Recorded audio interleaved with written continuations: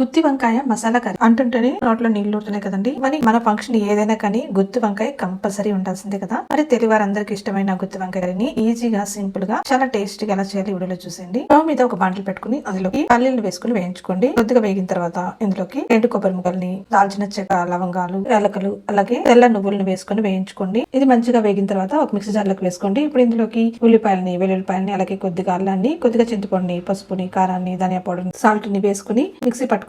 ఇప్పుడు ఇందులోకి కొద్దిగా వాటర్ కూడా వేసుకుని మెత్తగా పేస్ట్ లాగా చేసుకుని పెట్టుకోండి. ఇప్పుడు వంకాయల్ని ఈ విధంగా పువ్వు గుత్తులాగా కట్ చేసుకుని ఇందులోకి మనం రెడీ చేసుకున్న మసాలాని ఇందులోకి పెట్టుకోండి. గుత్తి వంకాయ అనేది మనం చేసే మసాలాని బట్టి ఆ కర్రీ టేస్ట్ అనేది ఉంటుందండి. అందుకే ఈ మసాలాని పర్ఫెక్ట్ గా అన్ని వేసినటువంటి పర్ఫెక్ట్ గా వేసుకుని చేసుకుంటే టేస్ట్ చాలా బాగుంటుంది. ఇప్పుడు స్టవ్ మీద పాన్ పెట్టుకుని అందులో ఆయిల్ వేసుకుని ఈ గుత్తి వంకాయలు పెట్టుకుని మూత పెట్టుకుని ఒక 10 నిమిషాలు మీడియం ఫ్లేమ్ లో పెట్టుకుని మగ్గించుకుని మూత తీసేసి మసాలా అంతా మిగిలిన మసాలా అంతా అందులోకి వేసుకుని కొద్దిగా వాటర్ వేసుకుని సాల్ట్ సరిపోతుందో లేదో చెక్ చేసుకుని ఒకసారి మూత పెట్టుకుని మరొక 10 నిమిషాలు ఉడికించుకొని